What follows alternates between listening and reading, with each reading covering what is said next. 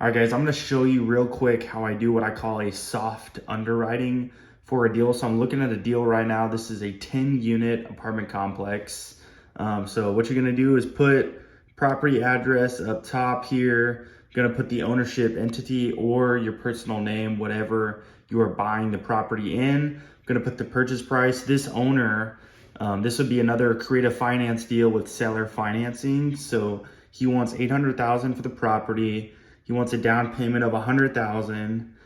Closing cost, I put about $5,000. Closing costs are a lot less expensive whenever you use creative financing because you don't have to go through, getting a survey and getting all these other unnecessary things that the bank wants. And so it might be a little more than that, but that's kind of a rough estimate for me. His loan interest rate, he wants it at 7%. So estimated annual appreciation, I'm gonna put about 3%. Annual property taxes, I just looked on the county website and it looks like he paid about 11 grand in property taxes last year. So I went ahead and bumped it up $1,000 to 12 grand. I like to be super conservative in my underwriting just because things happen and you don't want to be left hanging, and you always want to be a little more conservative. So insurance has gone up, so I underwrote this property for about $100 to $110 a door, which would come out to about $10,000 a year. Management is, I underwrite to be at about 8 to 10% of the gross rents each month. So this property, there's one vacancy right now and each unit is rented out for $1,100.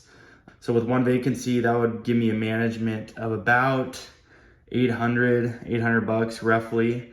Monthly maintenance and repair, I've got $500 set aside each month for excessive maintenance expenses. Landscaping, $100 a month. This property is a little small courtyard, so it only cost about $50 a cut. So doing that twice a month. Monthly utilities, I underwrite for about $50 a door for water. And then each unit, as you can see here, rents out for $1,100 a month. So there's 9 units, so that gives me $9,900 a month. Now, the cool part about this is you go down here, after you've put all your inputs in, go down here, click property analysis.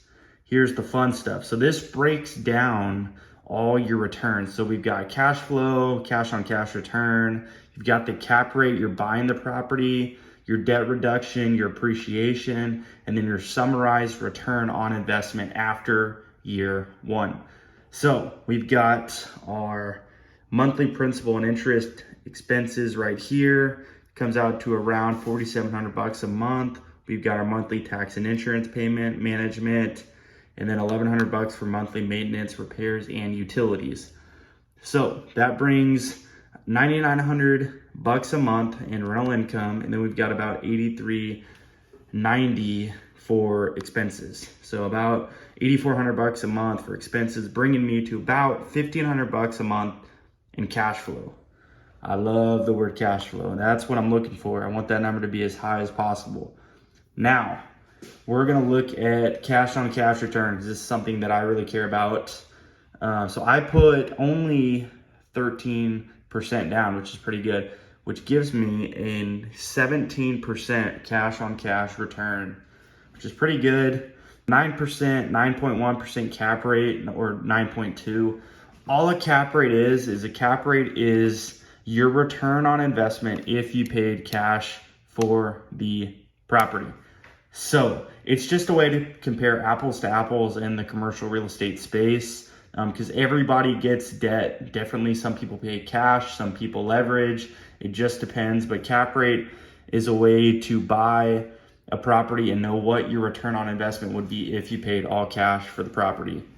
Debt reduction here, we've got your appreciation. So this property would appreciate about $24,000 a year. And then as you go down here, it'll tell you kind of breakdown. So you'll get about 18 grand a year in free net cash flow, which is awesome. Your debt reduction, this has your appreciation. So with a total return on investment for you at about $50,000. So that's, as I said, guys, a soft way that I underwrite deals. Every deal is different, and underwriting is super subjective and it's different for everybody. Some people are more conservative with how they underwrite. Some other people are more aggressive.